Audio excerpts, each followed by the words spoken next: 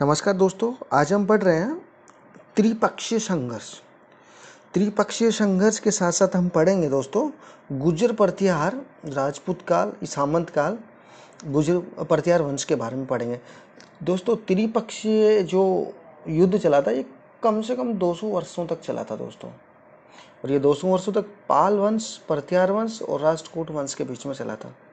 दोस्तों इससे पहले हम थोड़ा फ्लैशबैक में आएंगे पीछे की हम आपको थोड़ी सी जानकारी उपलब्ध करवाते हैं यहाँ पे।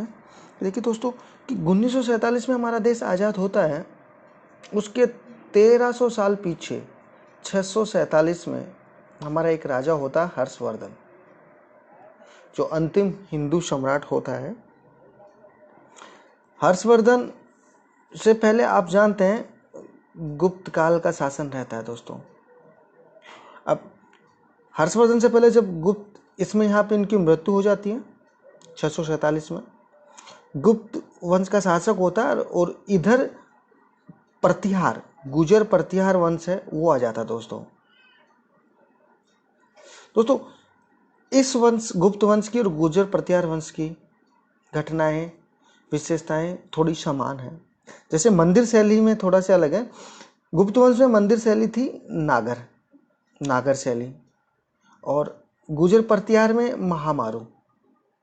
तो दोस्तों अब मैं आपको एक छोटी सी स्टोरी बता रहा हूँ, आप ध्यान से सुनेंगे, आपको पूरा त्रिपक्षीय जो संघर्ष है वो और गुर्जर प्रतिहार वंश का जो उत्पत्ति है उसके बारे में बात करेंगे। जिससे पहले हम इसके बारे में एक छोटी सी स्टोरी जानेंगे, सिर्फ आपको सुनना है। आपको लिखना है तो आप लिख सकते हैं, मैं एक स्टोरी के बारे में बता रहा हूँ। देखिए दोस्तों, जब गुप्त वंश और गुर्जर प्रतिहार वंश, गुप्त वंश के अनुसार ही गुर्जर प्रतिहार वंश अपनी नींव रखता है अपने साम्राज्य की। देखिए गुप्त काल में जातिगत व्यवस्था थी, बिल्कुल जैसे जो जैसा काम करता था उसकी वही जाति होती थी। जैसे एक घर में कोई डॉक्टर है, वकील है, तो उसका पैसा वकील है, दूसरे का डॉक्टर है। ऐसा नहीं था कि ये ब्राह्मण है, क्षत्रिय, शूद्र है, ऐसा नहीं था। सिर्फ जातिगत आधार पे नहीं, जातिगत आधार पे उसके कर्म के आधार पे ये व्यवस्था थी कि वो काम क्या करता है वही उसकी जाति होती थी दोस्तों। दूसरा, जन्म के आधार पे भी नहीं था, क्योंकि जन्म के आधार पे बिल्कुल भी ऐसा नहीं था कि जन्म के आधार पे सिर्फ शासन होता था कि राजा का बेटा राजा बनेगा, बाकी और कुछ भी जन्म के आधार पे नहीं था। इसके बाद उस समय गुर्जर प्रतिहार वंश में भी और गुप्त वंश में भी पुत्री को एक आपदा की चीज माना जाता था। क्यों? क्योंकि उस समय 712 में मोहम्मद बिन कासिम भारत पे आक्रमण किया, और उसका आक्रमण का काम था धन लूटना और यहाँ से महिलाओं को उठा के ले जाना। इस कारण से गुर्जर प्रतिहार वंश में और गुप्त वंश में दोनों में ही लड़कियों को अभिशाप मानते थे। अगर लड़की पैदा भी हो जाती थी तो बताते हैं कि गुप्त काल में स्त्रियां अपने स्तन पे जहर लगा के उनको दूध पिला के उनको मार देते थे। अगर फिर भी कोई बच जाती थी तो दोस्तों उनका बाल विवाह कर देते थे। आपको ध्यान होगा गुप्त काल में बाल विवाह प्रचलित था, गुर्जर प्रतिहार वंश में भी बाल विवाह प्रचलित था दोस्तों। इसके अलावा कोई बाल विवाह से बच जाती थी तो आप जानते हैं कि एक राजा होता था, जब किसी भी को, मान लीजिए ये राजा होता था, इसके कई रानियां होती थी। अब राजा 55 साल का है और रानी 25 साल की है। जैसे कोई बाल विवाह से बच गई, 25 साल की है, ये अगले साल में मर गया तो ये 26 साल की हुई, 26 साल की हुई तो क्या हुआ, तो ये उस समय माना जाता था कि हमारी स्त्री को कोई दूसरा बुरी नज़रों से नहीं देखे, तो उनको भी उनके साथ सती होना पड़ता था। तो यहाँ पे क्या था, सती प्रथा यहाँ पे भी शुरू थी गुप्त काल में, और गुर्जर प्रतिहार वंश में भी शुरू थी। अंतर्राष्ट्रीय विवाह यहाँ पे भी बैन था, गुर्जर प्रतिहार में भी नहीं था, अंतर्राष्ट्रीय विवाह नहीं था। तो दोस्तों ये मैंने आपको थोड़ा सा फ्लैशबैक दिया। अब हम चलते हैं गुर्जर प्रतिहार वंश। गुर्जर प्रतिहार वंश की उत्पत्ति के बारे में अलग अलग राय है दोस्तों। पृथ्वीराज रासो, जो कि चंद्रबरदाई के दरबार में कवि थे, उन्होंने बताया कि गुरु वशिष्ठ के एक अग्निकुंड से ये पैदा हुए हैं। जेम्स टोड, जो कि स्कॉटलैंड के रहने वाले थे, घोड़े वाले बाबा के नाम से इनको जाना जाता है, विदेशी थे तो इनका मत था कि ये राजपूत विदेशी हैं, खच्चर जाति से हैं। देखिए इसका मैं आपको समझाना चाहता हूँ, थोड़ा सा एक हिंट देना चाहता हूँ, क्योंकि जो राजा होते थे वो अपना साम्राज्य विस्तार करने के लिए किसी भी दूसरे देश की राजकुमारी से शादी कर लेते थे, क्योंकि उनको दहेज में वहाँ का एरिया मिलता था। तो ये चीज़ जेम्स टोड ने देखा तो उन्होंने बोला कि विदेशी हैं। मिहिर भोज का एक अभिलेख है ग्वालियर में, जिसमें ये बोलते हैं कि हम लक्ष्मण के अवतार हैं। लक्ष्मण के अवतार हैं, अवतार मतलब ऊपर से नीचे की तरफ है, अव का मतलब नीचे, तार मतलब तरफ, नीचे की तरफ। आर.सी. मजूमदार, रमेश चंद्र मजूमदार जी बोलते हैं कि जो प्रतिहार हैं ये द्वारपाल थे गुजरात में, वल्लभी में, गुजरातरा क्षेत्र में। तो इस कारण से इनको गुजरातरा के कारण गुर्जर शब्द पड़ा, और द्वारपाल का मतलब, प्रतिहार का मतलब ही द्वारपाल होता है। तो इसलिए ज़्यादातर इनकी बातों को ही साहित्य सही मानता है।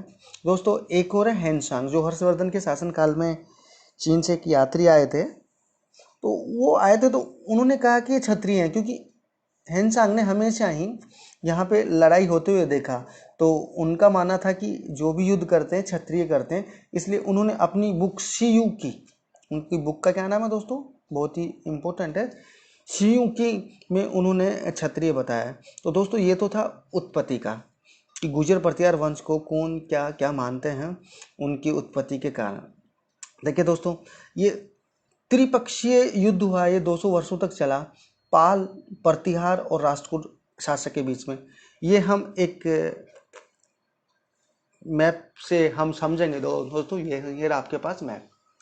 देखिए दोस्तों ये है राष्ट्रकूट दक्षिणी भारत में, जिसके संस्थापक हैं दंती दुर्ग।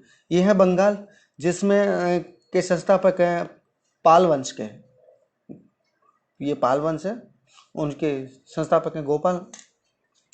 उस समय एक जगह हुआ करती थी कन्नौज। आप भी जानते हैं कि उस समय जो आय का साधन था वो कृषि सर्व प्रमुख था, इसके अलावा कोई आय का साधन नहीं होता। तो ये दोआब क्षेत्र पड़ता है। दोआब क्षेत्र वो होता है वो क्षेत्र जिसके दोनों तरफ से नदियाँ निकले, क्योंकि वहाँ पे उपजाऊपन अधिक होता था। इसी के कारण से इस क्षेत्र के लिए युद्ध चलता था, इधर से युद्ध, इधर से युद्ध, इधर से युद्ध। देखिए दोस्तों यहाँ से गुजरात से प्रतिहार वंश कर रहा है, गुजर प्रतिहार वंश, यहाँ से राष्ट्रकूट, और यहाँ से बंगाल से पाल वंश, जो कि अब जाके कुछ समय बाद में वो बिहार क्षेत्र हो जाता है, उससे पहले वो बंगाल का क्षेत्र माना जाता। तो दोस्तों होता क्या है कि जैसे ही प्रतिहार वंश की स्थापना के बारे में आपको मैं थोड़ा सा बता देता हूं दोस्तों, कि इसके संस्थापक हरिश्चंद्र हैं, जो कि इनकी दो शाखाएं, एक मंडोर जोधपुर में, एक भीनमाल जालौर में। तो दोस्तों आपको बताना चाहता हूं कि वत्सराज के शासनकाल में होता क्या है कि कन्नौज को जीतने के लिए इन्हें एक इंदिरा युद्ध किया, और इंदिरा युद्ध में इन्होंने बंगाल के शासक धर्मपाल को पराजित कर देते हैं। वत्सराज ने दोस्तों युद्ध किया। वत्सराज ने इनका शासनकाल रहता है 783 से 795। मैं आपको बता देता हूँ, 783 से 795 इनका शासनकाल रहता है। इन्होंने इंदिरा युद्ध किया बंगाल के राजा धर्मपाल से और उनको हरा दिया। अब कन्नौज वत्सराज के पास आ गया दोस्तों, क्योंकि इन्होंने इंदिरा युद्ध किया और धर्मपाल को हरा दिया, और कन्नौज इनके क्षेत्र में आ गया। उसी समय दक्षिणी भारत में राष्ट्रकूट, जिनकी स्थापना दंती दुर्ग ने की थी, जिनकी राजधानी चालुक्य होती थी, तो यहाँ का राजा ध्रुव होता है, ये कन्नौज पे अटैक करता है और कन्नौज को जीत लेता है, और वत्सराज यहाँ पे हार जाता है। तो दोस्तों एक बहुत ही महत्वपूर्ण सवाल आता है कि वह प्रतिहार वंश का कौन सा राजा था जिसने कन्नौज को जीता और उसी के राज्य में कन्नौज वापस चला गया, तो वो है वत्सराज। दोस्तों वत्सराज बहुत यही अच्छा राजा हुआ था। इन्होंने रण हस्तिन मतलब युद्ध के हाथी की उपाधि ली थी। साथ में जयवरा नाम की भी उपाधि ली थी, जो एक दुग्गल ब्राह्मण द्वारा इनको दी गई थी। मंदिर शैली इनकी नागर या आर्य शैली बोल सकते हैं। इसके अलावा दोस्तों मैं आपको आगे जानकारी बताना चाहता हूँ कि इस तरह से ये त्रिपक्षीय युद्ध का समापन होता है। लेकिन उसके बाद में क्या होता है दोस्तों, नागभट्ट इतना इम्पोर्टेंट नहीं होता है। इसके बाद में मिहिर भोज आते हैं। मिहिर भोज का जो शासनकाल रहता है दोस्तों 836 से 865 के बीच रहता है। इन्होंने उपाधि लेते हैं संपूर्ण पृथ्वी का विजेता। मिहिर का अर्थ होता है दोस्तों सूर्य। इन्होंने आदिवरा की भी उपाधि ली है और इनके सागरताल प्रशस्ति इनका एक प्रशस्ति लिखा। प्रशस्ति होता है ये दोस्तों कि प्रशस्ति कोई भी राजा युद्ध करने जाता है और जब वो वापस आता है तो उसके दरबार में जो भी विद्वान रहता है वो उसके ऊपर एक अच्छी चीज़ लिखता है। जब वो जीत के आता है तो उसको प्रशस्ति कहा जाता है और भविष्य में राजा उनको अपने अभिलेख, शिलालेख, गुहालेख में छपवा देता है। इसी को प्रशस्ति कहा जाता है। तो आपको जानकारी बता दो दोस्तों कि जब मिहिर भोज शासन करता है तो उसी समय आपको ध्यान है कि तुर्क लोग आक्रमण करते थे भारत पे। तो तुर्क लोग आक्रमण करते थे तो मोहम्मद गजनवी जब मिहिर भोज के यहाँ पे आया तो ताजिए निकालने के लिए उन्होंने किया, तो मिहिर भोज ने उनको ताजिए निकालना मना कर दिया था। तो इसलिए उनका एक अरब यात्री सुलेमान ने मिहिर भोज को इस्लाम की दीवार कहा है। इस्लाम की दीवार का मतलब कि मुसलमानों का कट्टर शत्रु का है, क्योंकि मिहिर भोज ने ताजिए निकाले जाने पर प्रतिबंध लगा दिया था। ठीक है दोस्तों। इसके काल में उसके बाद में महिपाल प्रथम आता है।